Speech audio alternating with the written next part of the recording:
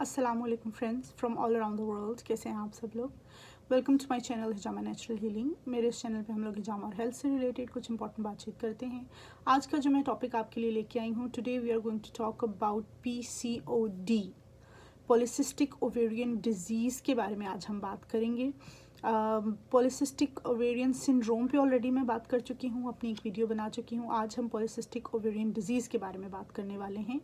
ये दोनों जो हैं स्लाइडली डिफरेंट हैं, इनके कई सिम्टम्स और कॉजेज़ मिलते जुलते भी हैं, लेकिन slightly they both are different from each other. और PCOD और PCOS इतना ज़्यादा आजकल लेडीज़ में कॉमन हो गया है कि now it is not considered a medical emergency any more. अब ये लेडीज़ में इतना ज़्यादा होता है कि इसको बिल्कुल जो है वो कॉमनली लिया जाता है कि अच्छा आपको ये प्रॉब्लम हो गई है, सो इट्स वेरी कॉमन। और साथ में फिर मेडिकेशंस का सिलसिला जो स्टार्ट हो जाता है। और अभी तक जो साइंस है वो इसकी प्रॉपर रीज़न्स जो है वो डिस्कवर नहीं कर पाई कि क्या इसके रीज़न्स हैं। और इसकी जो मेडिसिन है वो भी बहुत ज़्यादा जिसे कहते हैं कि आप दवाई लें और आपकी रिकवरी हो जाए, वो नहीं हो पाता। बस यही है कि आप मेडिकेशन लेते जाएं, इसके सिम्टम्स जो हैं उसके साथ आपको आहिस्ता आहिस्ता लाइफ में कोप अप करना जो है वो आ जाता है। तो थोड़ा सा PCOD के बारे में बात करते हैं। PCOD पॉलीसिस्टिक ओवेरियन डिजीज़ होती है। होता क्या है? होता ये है कि अल्लाह ताला ने एक औरत की बॉडी इस तरह से डिज़ाइन की है कि उसमें दो तरह की ओवरीज़ होती हैं, जो कि मंथ के एक स्पेसिफिक टाइम में टाइनी क्वांटिटीज़ ऑफ एंड्रोजन्स या फिर उनको मेल हार्मोन्स कहते हैं, उनको वो रिलीज़ करती हैं। ओवरीज़ जो हैं वो हार्मोन्स रिलीज़ करती है।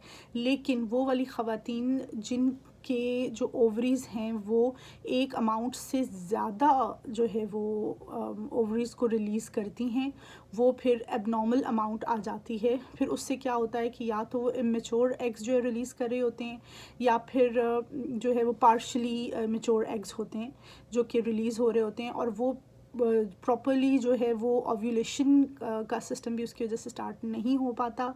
वो जो सिस्ट्स ये जो ओवरीज़ हैं वो सिस्ट्स बन जाती हैं।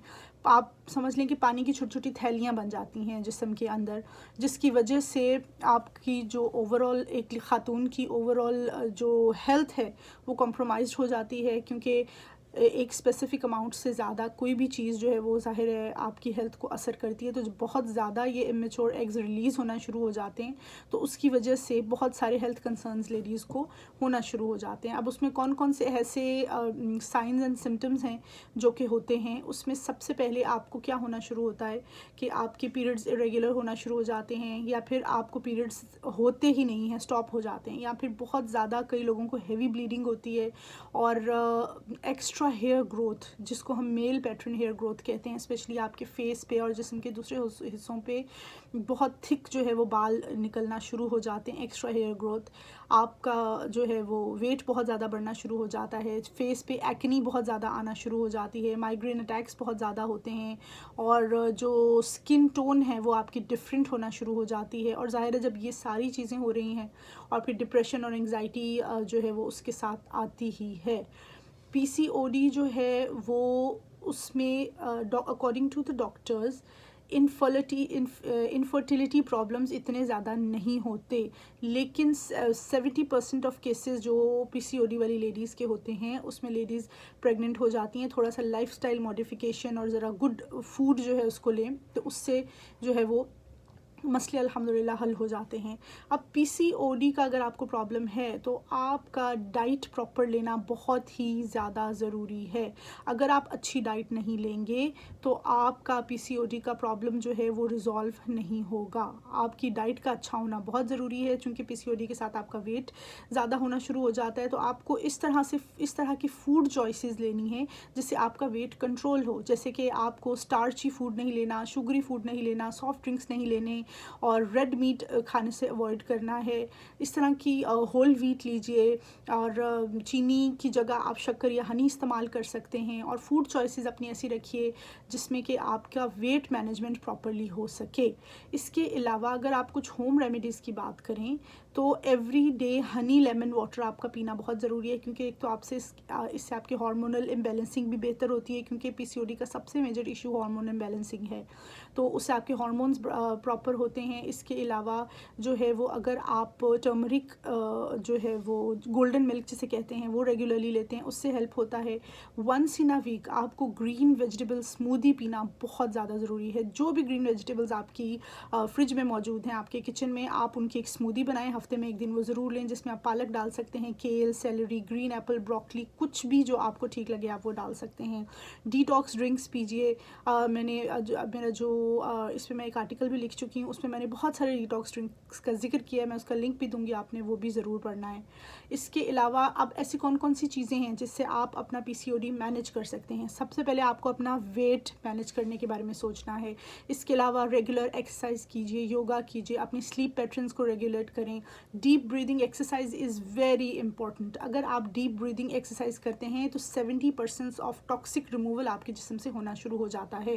اور اگر ڈیپ بریدنگ ایکسرسائز نہیں ہو رہی ہے, یوگا نہیں ہو رہا ہے, تو آپ کی باڈی کو ایکسٹرا محنت کرنی پڑتی ہے ان تمام ٹاکسنس کو آپ کے جسم سے نکالنے کے لیے. اس کے علاوہ ایک بہت ہی امپورٹنٹ چیز, مہینے میں 3 دن آپ فاسٹ کریں. I am not seeing every day, لیکن مہینے میں 3 دن آپ روزہ رکھیں. روزہ رکھنے سے بہت سارے جسم کے ٹاکسنس جاتے ہیں, ڈی ٹاکسیفیکیشن آپ کی باڈی کی ہوتی ہے. اس کے علاوہ سورج کی روشنی جو ہے وہ بہت اچھی ہوتی ہے, کیونکہ سورج کی روشنی سے وائٹامن ڈی آپ کو ملتا ہے, اور وائٹامن ڈی جو ہے وہ خاتون عورت کے جسم کے لیے بہت زیادہ ضروری ہے.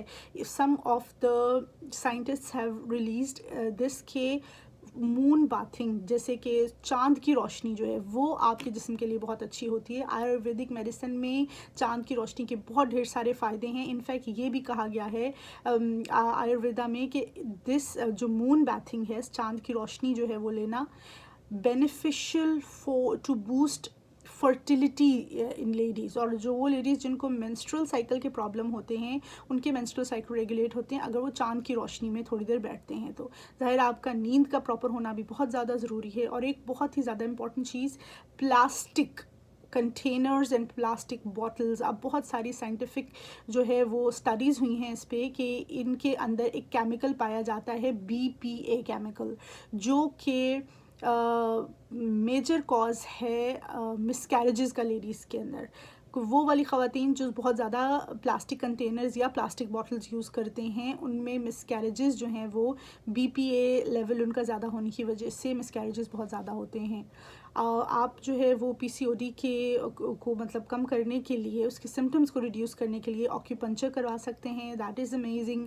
Moving cupping therapy is one of the amazing thing for P C O D, جس سے آپ کی انفلیمیشن کم ہوتی ہے, اوبیسٹی کم ہونے میں ہیلپ ہوتی ہے, آپ کے منسٹرل ریگولیرٹیز جو ہیں وہ ریگولر ہونا شروع ہو جاتے ہیں. اور الحمدللہ ہجامہ کپنگ تھیراپی کے ساتھ تو پی سی او ڈی کے ڈھیر سارے فائدے ہی ہیں. آپ کے بہت سارے ایسے سمٹمز الحمدللہ اس کی وجہ سے ریڈیوس ہونا شروع ہو جاتے ہیں. میں نے خود ایسی بہت ساری کیس اسٹڈیز پڑھے ہیں جس میں لیڈیز نے پی سی او ڈی کے ساتھ ہجامہ کپنگ تھیراپی ریگولر کروایا, اور اللہ کا شکر ہے اس سے ان کو فائدہ بھی ہوا. جو پی سی او ڈی کے ہجامہ پوائنٹس ہیں ان مین وہ آپ کی جو فرنٹ ہے بیلی کا, اس کے اوپر ہی ہوتے ہیں. اس کی وجہ سے آپ ان پوائنٹس کی جو آپ کو فوٹو بھی نظر آ رہی ہیں, ان پوائنٹس کو آپ ضرور ٹارگٹ کیجیے. اس کے علاوہ ڈی ٹاکسیفیکیشن بہت زیادہ ضروری ہے آپ کی باڈی کی, اور یہ والے جو پوائنٹس آپ دیکھ رہے ہیں آپ کی باڈی کی ڈی ٹاکسیفیکیشن کے ساتھ میں ان کے فائدے بھی لکھے ہوئے ہیں کہ آپ کی ہیڈ ایکس کی پرابلمس ٹھیک ہوتی ہیں, hair fall, انسومنیا, painful periods, acne break outs, ایسے بہت سارے فائدے جو کہ ہجامہ کے ساتھ الحمدللہ آپ کو ہوتے ہیں. تو اگر آپ کو پی سی او ڈی کا پرابلم ہے, آپ ہجامہ کپنگ تھیراپی ضرور کروائیے. انشاءاللہ اللہ کے حکم سے آپ کے بہت سارے سمٹمز ریڈیوس ہو جائیں گے, اور ہجامہ کپنگ تھیراپی کی وجہ سے آپ کے بہت سارے جو مسئلے ہیں ہیلتھ سے ریلیٹڈ الحمدللہ وہ ریزالو ہو جائیں گے. اس کے بارے میں جو میں نے آرٹیکل لکھا ہے وہ بھی آپ ضرور پڑھیں, اور میری ویڈیوز کو ایسے ہی لائک کیجیے اور شیئر کیجیے. السلام علیکم.